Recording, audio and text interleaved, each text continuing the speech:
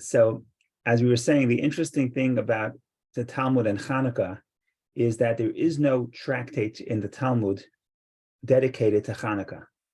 So you have the biblical holidays and the biblical commandments. So certainly the biblical holidays, each biblical holiday has a tractate dedicated to it.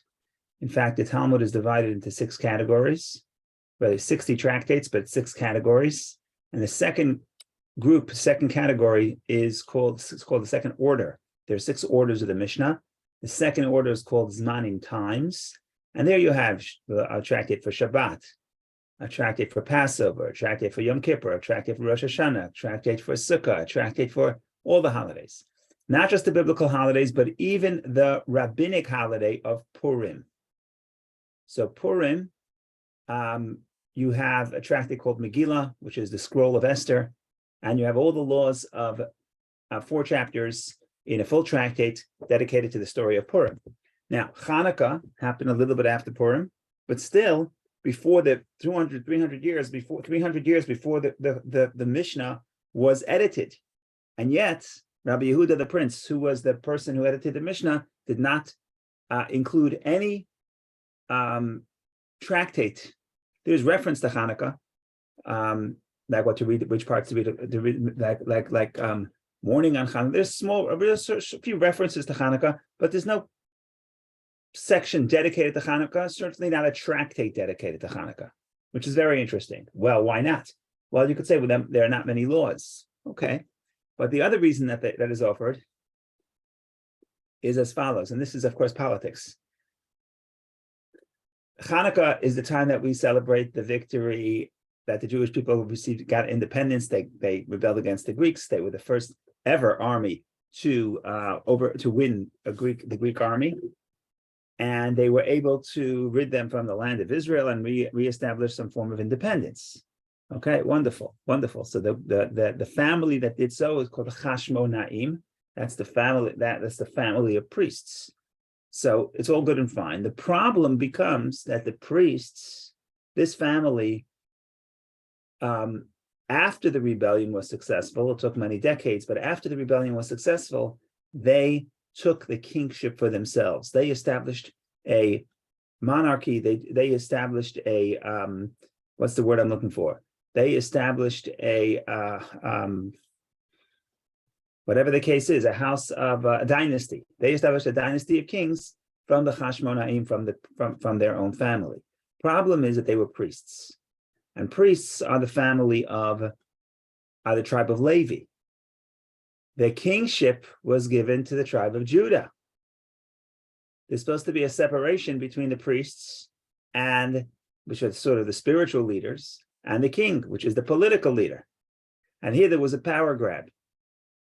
Now they were justified in taking power in their eyes because they were in fact the ones who risked their lives, and they were the ones who actually created this independence. All good and fine, but they also take the leadership. And later on, the Hanukkah story doesn't end that great. In other words, decades later, the end of the day, they basically assimilate, and at some point they're all wiped out by a servant in their home named Herod, very famous king, Hordus Herod, and he great builder. He built Mitzvah, etc. But the end of the story is that they, in some sense, become corrupt, and in some sense, it all started by the power grab of taking not just the priesthood, but also the kingship. Now, this is what I don't remember where this is written, but when I was a kid, I heard this. Rabbi Yehuda Hanasi, Rabbi Yehuda the Prince, the author of the Mishnah, is a descendant of the house of Judah. Kingship belongs to the tribe of Judah.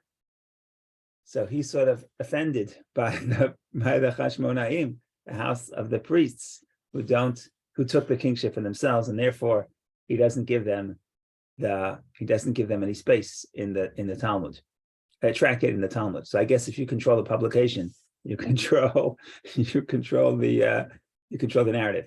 But of course, in the Talmud there is laws of Hanukkah, and where it comes in is very interesting. It comes in the laws of Shabbat, because in the laws of Shabbat there is the second chapter talks about lighting Shabbat candles, and while we're discussing Shabbat candles specifically, it talks about The second tractate of Shabbat begins with Bameh Madlikin and Bameh Ein Madlikin. Which oils and which wicks could you use for Shabbat and which wicks could you not use for Shabbat? And the idea there is that on Shabbat, you're not allowed to light fire, or you're not allowed to even fix the fire. So if you're going to light Shabbat candles before Shabbos with a fuel or with a wick that is not smooth, you're going to have to, and then the fire may start going out. You're going to, by mistake, you're going to come to fix the fire. That would be a biblical violation. So they outlawed, you're not, for Shabbos candles, you cannot use any candles or wicks that don't light properly, don't light smoothly, lest the person may come to fix it on Shabbat. So then the question becomes, once we're discussing the oils and the candles for Shabbat, so you say, oh, the Talmud, while discussing the Mishnah, says, okay, what about Chanukkah? Which oils could you use for Chanukkah? And then you get 2 pages of the Talmud that discuss the laws of Chanukkah. So it sort of comes in a roundabout way, but again, there's always a reason, and there's always politics. No, I'm kidding. Politics in a good way. But this is a very important principle that in Judaism, I think we could celebrate the unbelievable courage and the strength of the Chashmonaim, the Maccabees from the house of Chashmonaim, but that doesn't mean that everything they do is correct or accurate. Okay, go ahead, Vicky, please. Well, I would like to ask. I can't hear you. Is it me? Oh, now I hear you. Okay, go ahead. Yeah, I would like to ask another political question. Why is it so big in this country? Is it because it's next to another holiday? I don't know. Historically, it wasn't that big. In this country, historically, it looks like it's not one of the greatest holidays. I think that Chabad has a lot to do with the fact that Hanukkah becomes very visible. Starting in the 70s, we began putting up public menorahs all around the country and all around the world. And the Rebbe felt it was very important for Jewish pride, for people to understand that Judaism is something that you don't have to only have in your heart, even though it's very important to have it in your heart, but also to display it, not just for yourself, but for other people and for your children, etc. And so in that sense, Chabad is part of this renaissance of Hanukkah. But yes, there's no question that the fact that everybody's looking to celebrate in this time of year helps Hanukkah. Yes, indeed.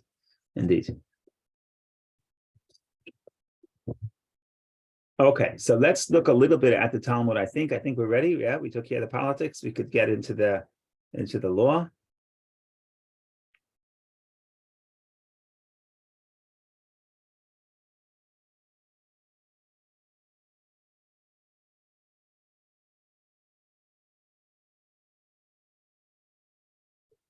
Okay, so as I mentioned, how we're going to get into the subject about which types of wicks you can use. But what's going to happen later, we're going to stumble into a series of questions. And these series of questions boil down to one question about the Hanukkah candles. And it's a strange, it seems like it's a surprising question. I would say not strange, surprising question. And the law is even more surprising.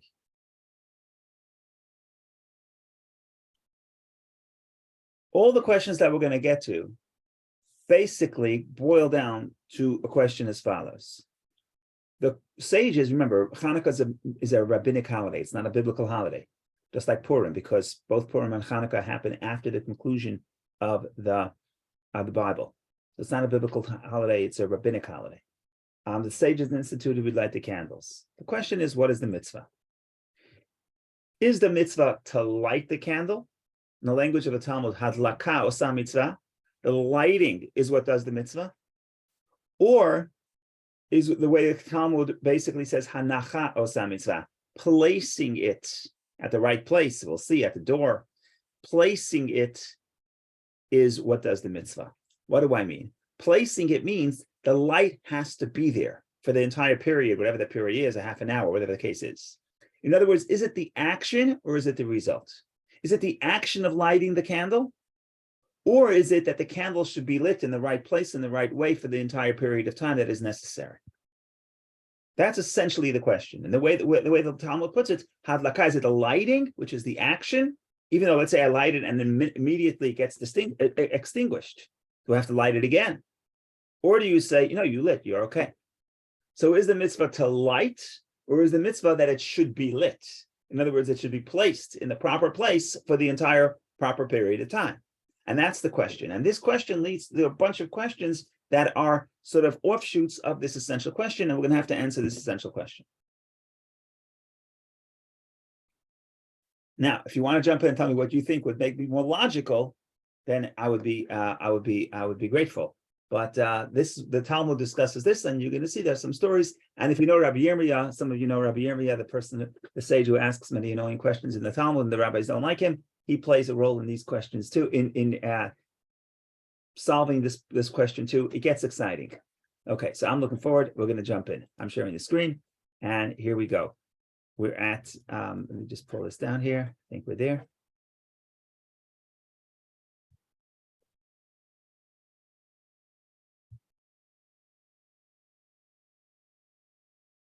Okay, so we're starting on, I think you could see it, right? Oh, yeah.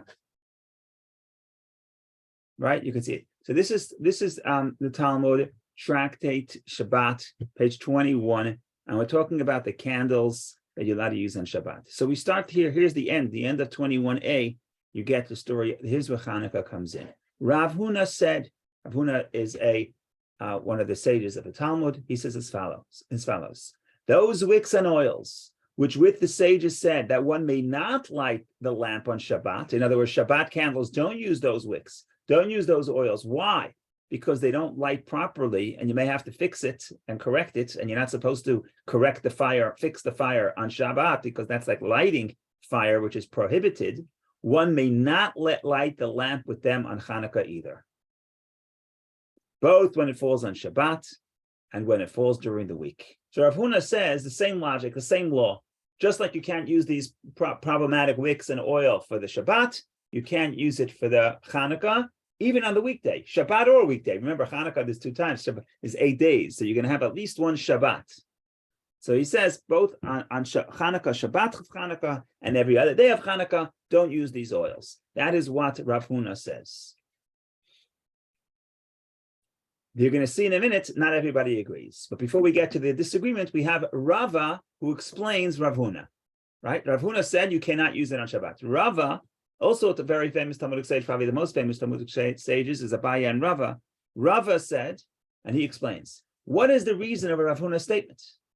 He holds that if the Hanukkah light becomes extinguished, even though one lit it properly, one is bound to attend to it and relight it so that it will burn properly. Therefore, one must ensure that the wick burns properly from the outset. In other words, what does it say? Let's look at the bold. He holds when it becomes extinguished, one is bound. If you lit your candle and the candle is extinguished, your problem. You have to relight it.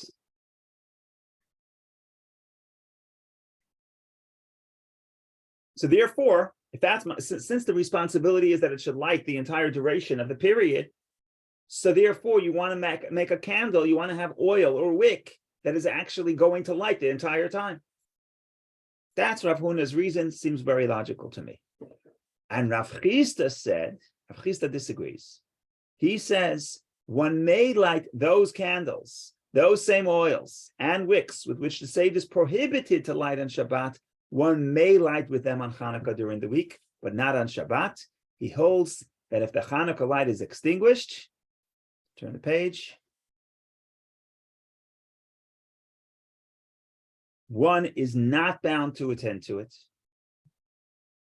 Okay, this is fascinating. You're supposed to light the candle, you're supposed to put in enough oil for a half hour. From sunset to nightfall, approximately a half an hour.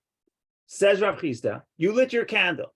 Then it was extinguished. No problem, you don't have to light it again. The mitzvah is not that it should be placed throughout that half an hour. The mitzvah is to light, take the action. And now there's a result. There is a ramification to this opinion. Therefore, there is no reason to make certain from the outset to light. Okay.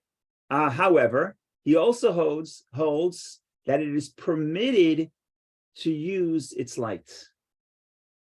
As a result, he must ensure that the wick burns well on Shabbat. If not, he is liable to come to adjust the flame in order to use its light. The third opinion, because that's the second opinion. Rav Chisda said like this. He says, those candles that do not light properly, you're allowed to use it during the weekday because there's no problem. Hanukkah candles, the mitzvah is not that it should be lit. The mitzvah is that you should light it. So once you light it, if it gets extinguished, it's not your problem. However, Shabbat is a problem. Shabbat, He holds you're allowed to use the Hanukkah candles for your own benefits. You're allowed to read the newspaper with the Hanukkah candle, with the light of the Hanukkah candles. So therefore, on Shabbat, if it's not burning well, you may fix it so you can read your newspaper. So therefore, he says, on Shabbat, make sure you use proper wicks, not those oils, proper wick and oil, not the wick and oil that doesn't burn smoothly. That's the second opinion. And then we're going to get to the third opinion. What is the third opinion? Rabbi Zera and Rabbi Matna said, and others say that Rabbi Zera said that Rav said. But the question is, who's the originator of this opinion? So it's either Rabbi Zera is quoting Rav Matna, or Rabbi Zera is quoting Rav. Rav is a more prominent rabbi, the first generation of the Amoraim, those who translate the Mishnah and are quoted in the Talmud. So Rabbi Zera says as follows: the wicks and oils with which the sages said one may not light on Shabbat, one may nevertheless light with them on Hanukkah, both during the week and on Shabbat. In other words, he says you're allowed to light always. Basically, we're going to see later, he is of the opinion, and we agree with that opinion, that you're not allowed to use the Hanukkah candles for your own benefits. Hanukkah candles are just for the mitzvah. You can't read a newspaper with the Hanukkah candles. Therefore, on Shabbat, he's not worried about using wicks that are not good, because you don't need the light. You're not using the light for anything. Suppose the Shabbat candles were meant to use for its light. Today we have electricity, so Shabbat candles becomes more symbolic. But in the times of the sages, Shabbat candles are designed to use its light. So you want to have light that's good, because if the light is bumpy, you may come to fix it. But Hanukkah is not a problem. Okay. So now what's going to happen is like this. We still have to explain Rav Zera, the third opinion. The person who's going to explain Rav Zera is Rabbi Yirmiyah. And Rabbi Yirmiyah says something that you'll see in a minute, that Abaya, another great sage, does not accept from Rav Zera. Now, why doesn't he accept from Rav Zera?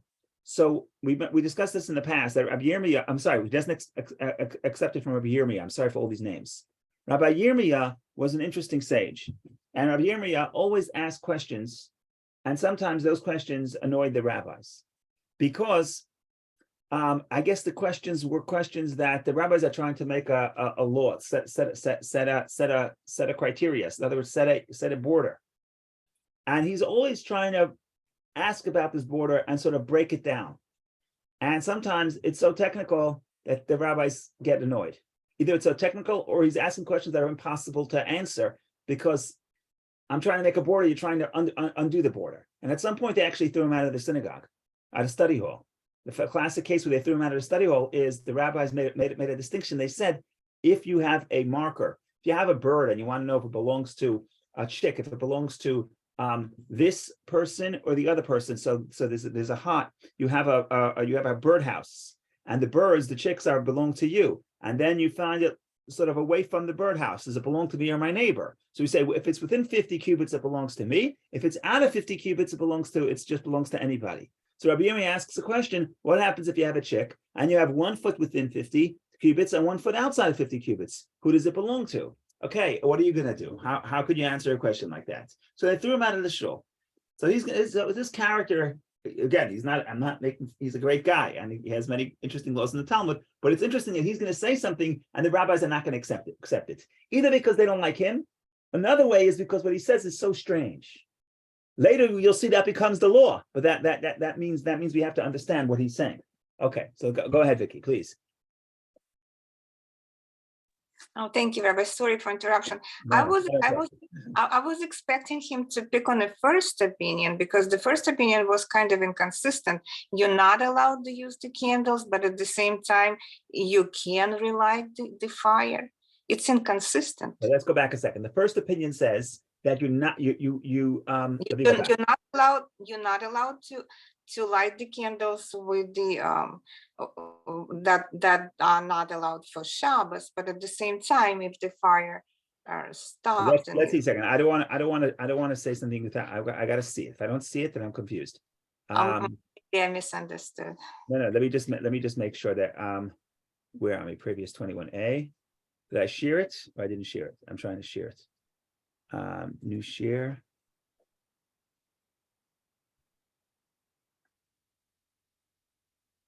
And what was the name of the rabbi? Let's clear everything up here. Let's make sure I could figure this out. Let me try to share it.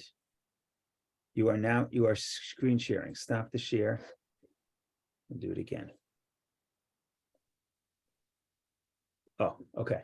So this was, let's go back to opinion number one. Opinion number one is Rav Huna. Rav Huna says that you're not allowed to use this candles that are the fuel, the candles and the wicks that are not good for Shabbat. You're not allowed to use on Hanukkah. Weekday Shabbat makes no difference. Why? Rava says, very simple. If the candle is extinguished, you have to relight it. I think that's pretty logical. So in other words, your responsibility is not just, give me just 1 second. The responsibility is not just to light the candle. The responsibility is you light the candle and it has to be lit that entire half an hour. So if you want the candle to be lit a half an hour, why are you putting it in oil that may extinguish itself? You may be in the kitchen making latkes, so you don't even realize that the candle went out. So he says you have to initially from the outset use proper oil, proper wick that will burn the entire time. And because but that's only because he says if it gets extinguished, you have to relight it. That's the first opinion.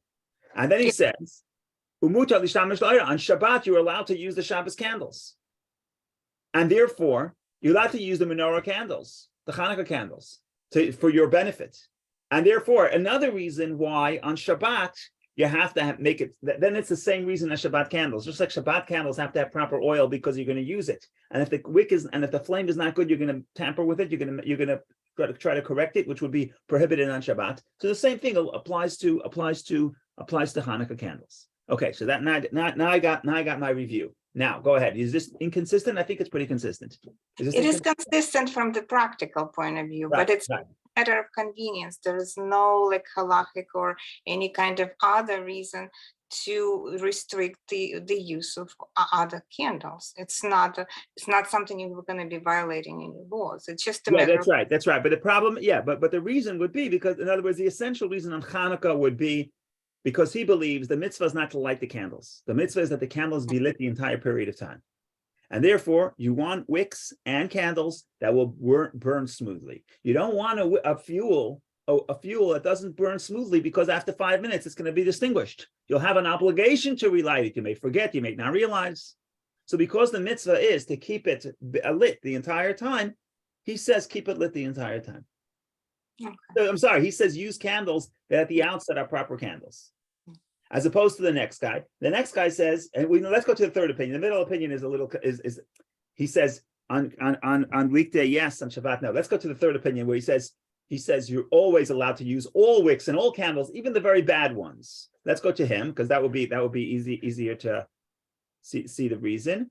So Rab Zeira said in the name of Rav, the wicks and oils with which the sages said one may not light on Shabbat, one may nevertheless light with them on Hanukkah, both during the week and on Shabbat. He says, don't have to buy fancy oil, pure virgin olive oil, that's going to burn smoothly. Nah, anything, any fuel, anything that lights, as long as it ignites, it's okay. Use that for your Shabbos candle, for your Hanukkah candle.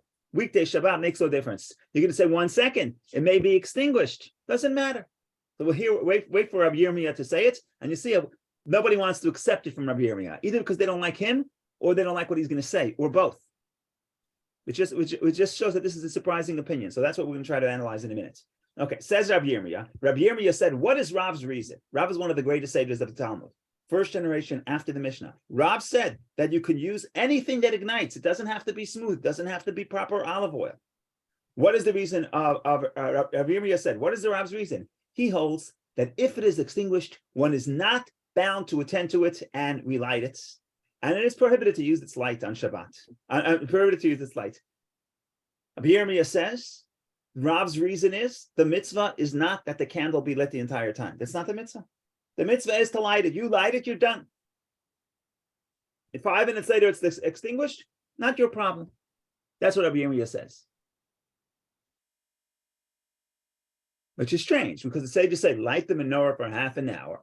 But Rabbi Yirmiyah says that Rav says, as long as you light it, you fulfill your obligation. If it becomes extinguished, it's not your problem.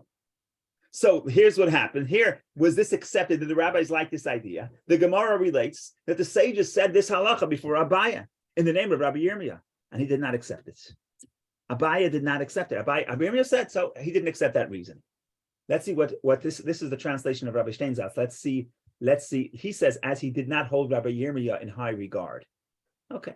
But I'm going to say later that other commentaries say it's not that. It's just that what Rabbi Yirmiyah says is so radical. And yet that becomes the halacha. So that just shows that there's something going on here. Okay, so here's a funny story. So Rabbi Yirmiyah offered a reason. Abaya says, I'm not taking that reason. I don't hold you in regard. I don't know who I'm not accepting this from Rabbi Yirmiyah. What happened later, and here comes a funny story.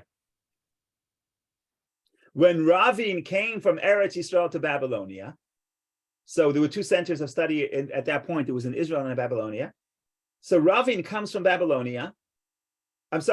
Israel to Babylonia. The sages said the halacha before Abaya in the name of Rabbi Yochanan, and he accepted it. Now, the same message, different messenger. Now it comes from Israel, because now, who brought it? Now who was the guy? Ravin. Ravin comes from Israel, and he says Rabbi Yochanan, the greatest sage. Rabbi Yochanan is the guy the sage who authored or compiled the Jerusalem Talmud. Okay, so he's a great sage. Now Ravin comes from Israel, and he says the same interpretation that Rabbi Yirmiyah said in the name of Rav, and Abaya rejected. Now Rabbi Yochanan says it. So what does Abaya say? Abaya said, fine, I accept it.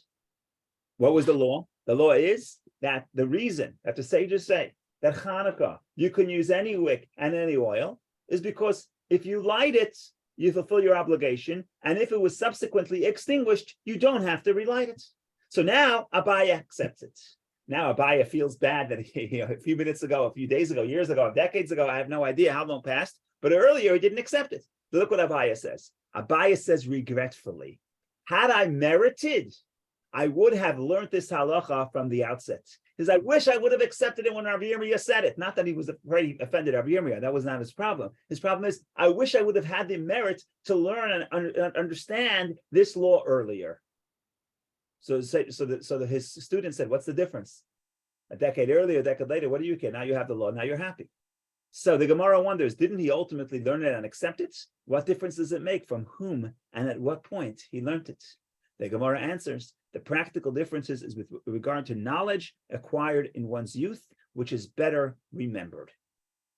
In other words, what is he saying? He's saying when I'm younger, remember in those days, none of this was written down or wasn't written down formally. So a lot of this had to be committed to memory. There's a tremendous advantage to learning in one's youth, where the Talmud says this in many places, Girsa the Ankota, which is Aramaic for the study of my youth. What you study in your youth is going to be remembered. So now Abaya says that I'm upset that I didn't hear this earlier, because then it would be easier for me to remember this law, and now I don't have the opportunity. And now I learned it when I'm older, and it's not going to be so easy to remember. Okay, that's the first section. There's a lot more to say and a lot more to continue, and we could continue. And we still didn't get to the famous disagreement between Shammai and Hillel. So there's a lot more to do, but I want to stop here for a moment and just analyze this a little bit, because the commentaries say there's at least the modern commentators, contemporary commentators, say that there's a lot more going on here than just Abaya doesn't like Rabbi Yirmiyah, so he doesn't accept it, doesn't hold him in high regard. What Rabbi Yirmiyah says, and what by the way, this is the halacha. The halacha follows that if it's extinguished, you don't have to relight it. This is very unusual, and yet it becomes the law. So that requires some elaboration. Go ahead, Vicky. You want to ask something, or this is? Yeah, I had a question. Yes, please.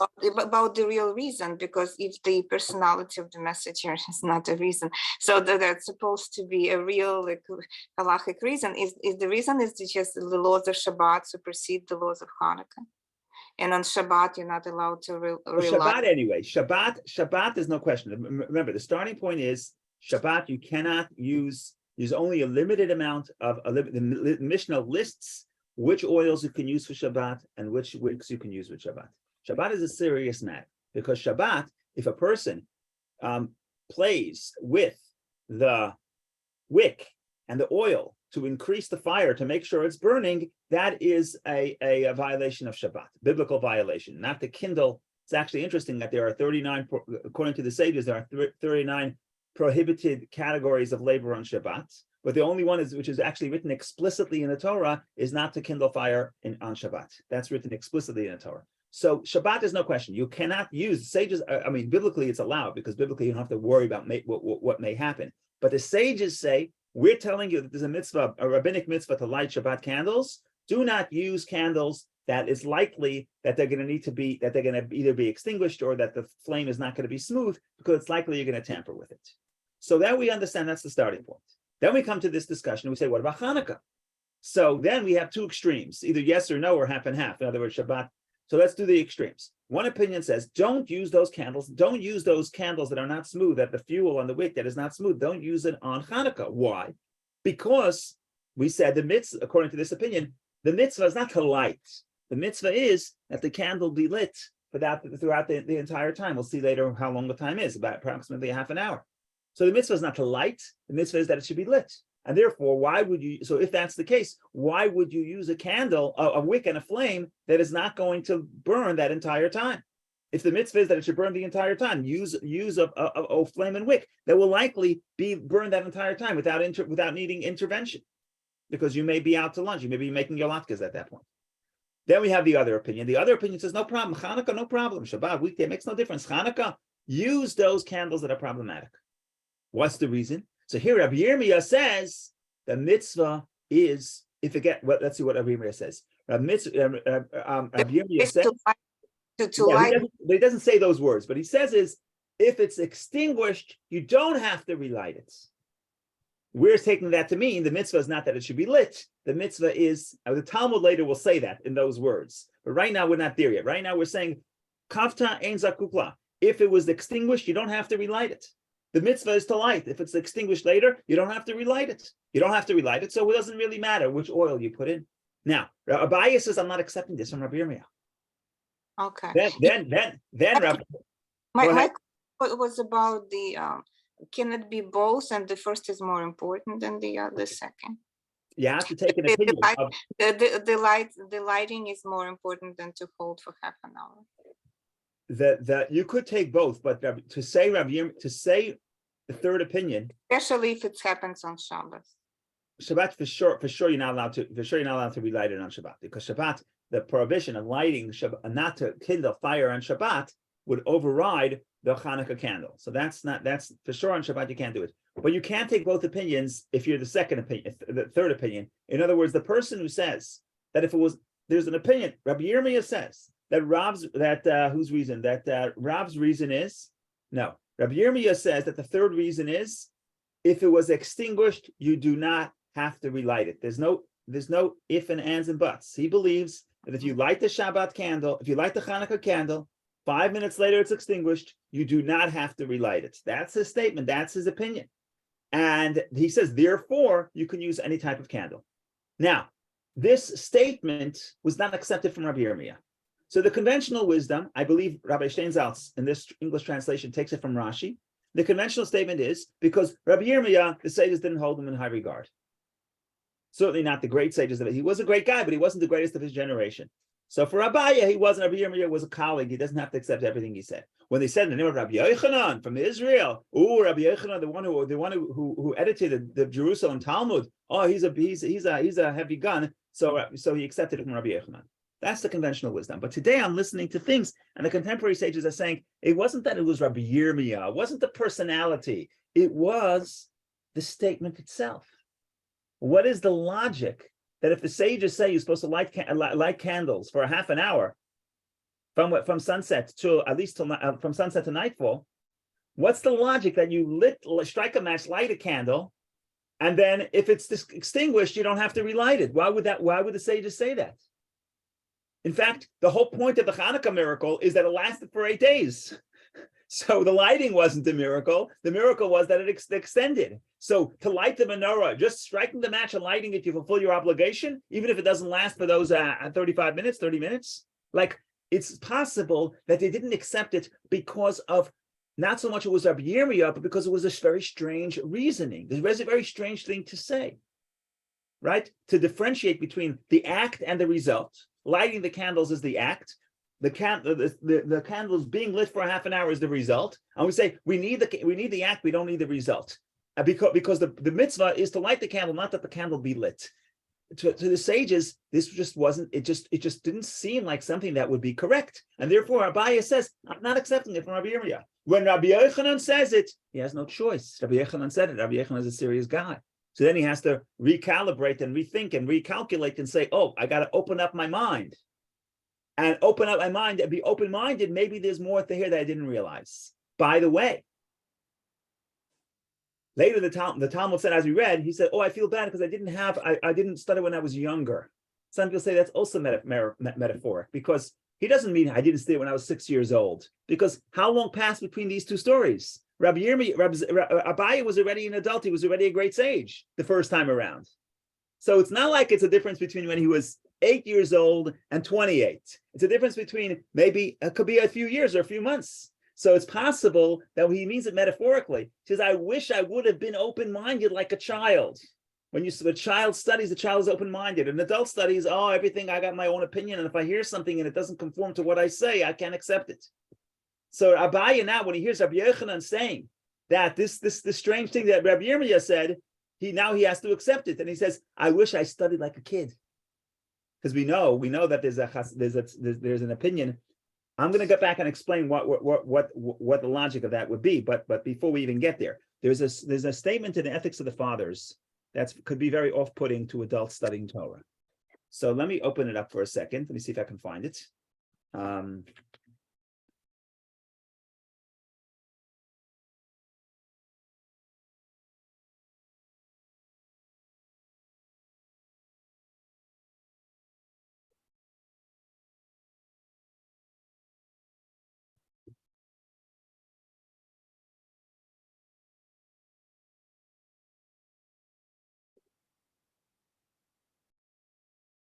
Here it is. Okay.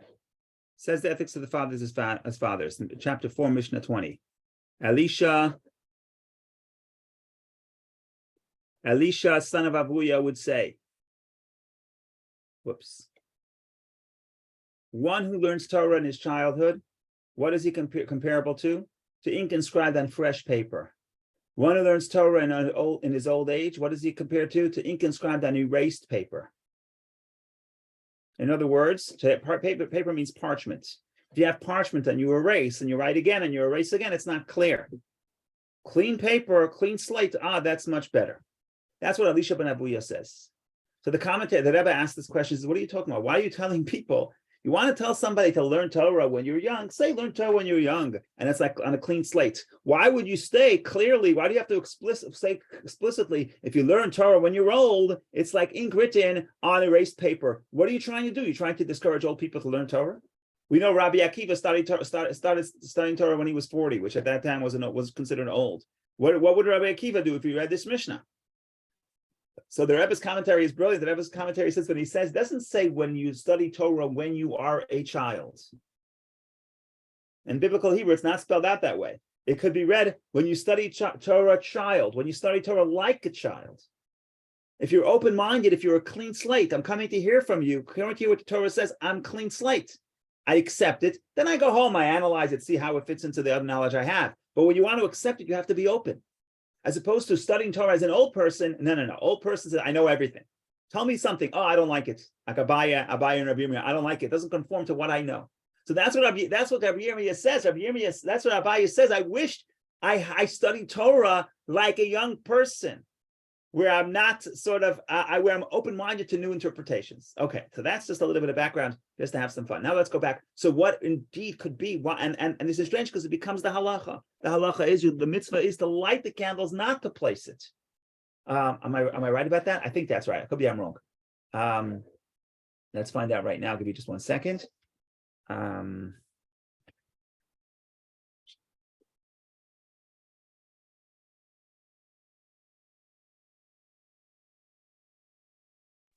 Cannot be both, right? Cannot be No, both. no, it's a question of if you light the candles and it was extinguished, do you have to relight it? It's a yes or no. I mean, you could light, even if you don't have to, you could if you want to. The question is it an obligation?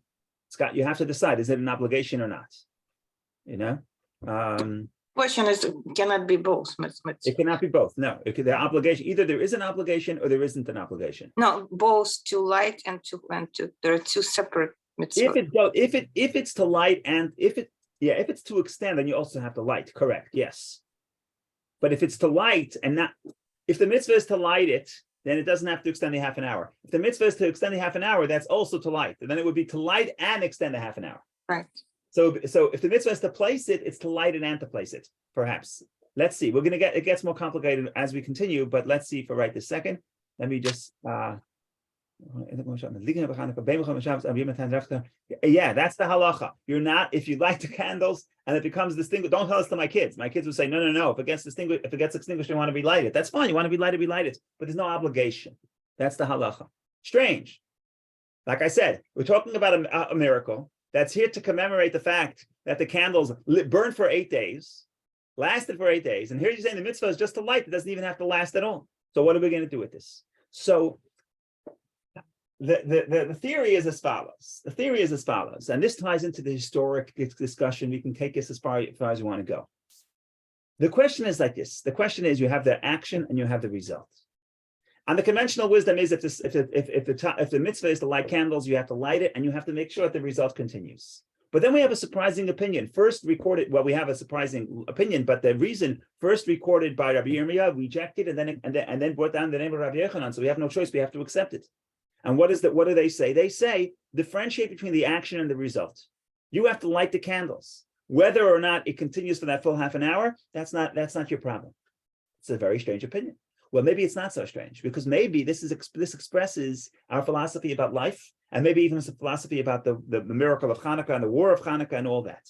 So here, what would we say? We would say, my responsibility is not to solve the problem, not to get the desired result. I'm only one person, and not always can I get the desired result. My responsibility is to start the process, to light the candles, do what I could to light the candle.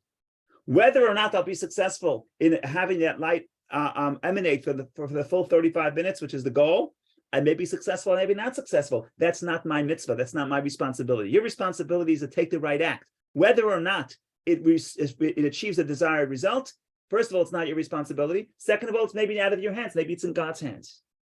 And this is a life philosophy. This is not just about this question. And therefore, it takes a great amount of humility, maybe even the humility of a child, to understand that I don't have control over everything.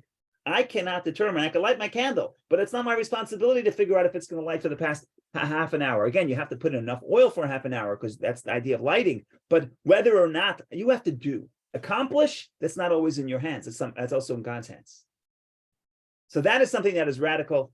When Abai hears it from Rabbi Yirmiyah, he's not willing to accept it. When he hears it from Rabbi Yochanan, he has to recalculate. Now, some people say this I haven't seen written explicitly, but it's pretty obvious. If you look at the whole story of Hanukkah, both this miracle of the oil, but also the miracle of the whole war. Think about this for a second. You're the guy. You have a little jug of oil. You don't have oil for the next 8 days, because it takes 8 days to bring pure oil. What's the point of lighting the menorah? It's not going to last for 8 days anyway. You don't have enough oil for light for 8 days. So what's the point of lighting it if you're not going to have enough time, if you're not going to be able to do it for the full 8 days? So what's the attitude of the person lighting the menorah, or the Jews who said, light the menorah with a little bit of oil we had? When we run out, we run out. It's not our problem. What's the point? What's the attitude? The attitude is, we do our part. You have a little bit of oil, light what you have. How is the desired result of having a menorah for the next 8 days? How will it be fulfilled? That's not my problem. That's God's problem. I have to do what I could, and then it's out of my hands. And that's why they light the menorah. But you go even further. The underlying miracle, we celebrate the oil because we talk about the spirituality of the day and what they fought for. They fought for religious freedom, and we fought for the ability to study Torah. But the battle was the same thing. If you read the story, if you read the historic accounts, Judah the Maccabee and his family never intended to win the war. They didn't dream that they could that they're going to be able to overcome the Greek army. Nobody ever did it in history. They were actually surprised when they started winning battles. And when they started the rebellion, it wasn't to succeed. It was because we're going to stand up for what we believe. We may not be successful. They didn't think they're going to be successful. They weren't trying to be successful. Then by mistake, they won. Oh, now we have a problem. So then we have to, et cetera. So then it spreads. So the whole idea, the whole attitude of Hanukkah, perhaps, is this idea that if it's extinguished, don't worry about it. You don't have to worry about it. Your job is to light your menorah. And this can be applied to every area of life. I have to bring light into my life. I have to overcome the negativity, et cetera, et cetera. I may not be successful. Don't worry if you're going to be successful. That's not a question. That's not always in your power. But what is in your power is take the action, ignite the fire, start the process, and do whatever you could that's in your power. But then we have a law that says if it's extinguished, it's not your problem. That's here to tell you the message that whether or not you'll achieve is not fully in your power. But whether you have to do, yes, you have to do. That's the obligation. So there's a lot more to say. Like I said, we just did 5 lines of the Talmud. We can go on and on and on, but there's 8 days. Maybe we'll do a little bit more tomorrow if we do we'll see. If not, we're just going to come back next Chanukkah in good health, and we'll continue studying the passage of the section of Chanukkah. So this is just one little disagreement, but you see that there's a lot at stake here about whether or not you believe we're in control, we have to light, we have to ensure that the mitzvah continues to the full 35 minutes, or you light the candle. Whether or not it continues to light, it's not your problem. If it's extinguished, it's not your problem. This is very surprising. And that's why when Rabbi Yirmiyah says, no, we need a bigger name behind this theory, because this is actually surprising. For us, maybe we take it for granted, but maybe for us, we can understand it today because we understand. But we understand that the limitations of our power. But for Abaye to accept this, he's got to hear from Rabbi Yochanan, because not just because of the person, it's not just a messenger, but it's also the message itself is very surprising. And what's even more surprising is that becomes the halacha, that becomes the law. Okay, that's the story in short. Of course, the lesson is that it's Hanukkah. We have to light the candle, which means create the light, create the inspiration, begin the process. Night 1, we just have one little candle. Whether or not we will be successful or not, that is not always in our control. But what we learn is you always take the action that you know to be right. What follows is not always in your hands. That's not always your problem. But we do our part. That's beautiful, Rabbi. And who did explain it? Is it Rabbi explain himself, or this is something the later commentaries did? This is contemporary. I haven't seen it written before now. Now this is contemporary. I've seen many people say it now, but I don't know. It's always hard to track who's the first guy who came up with it. So the way I do is, if I see only one source, I always quote the source. But if 20 people say it, then I don't have to quote the source, because I don't know who the source is. But I haven't seen it, but it's all contemporary. I haven't seen it from previous generations. This idea, maybe it exists. They sensed it. Maybe yes, it wasn't spelled out. Once you get to the point, like in science, when it gets to the point where we're about to come up with an idea, the same invention appears in different parts of the world, because all the information, we're at the point where where the next step is ready to come up. Okay, happy Hanukkah, everybody, and this has been a lot of fun as always. So thank you for joining, and only good things, only good news. Thank you. Thank you, Rabbi. Thank you, Zina. Thank you, Zach. Thank you, Vicky. Be well.